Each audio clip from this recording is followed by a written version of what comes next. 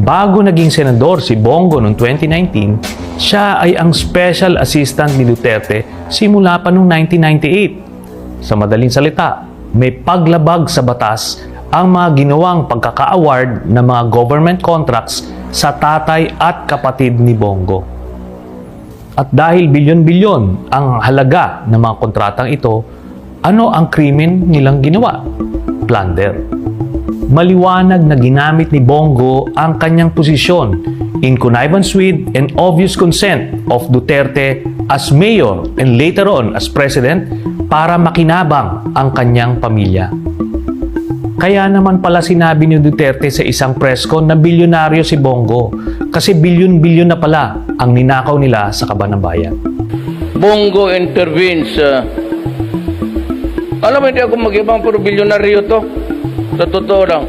Punta kayo Davao, tanongin niyo kung sino yan.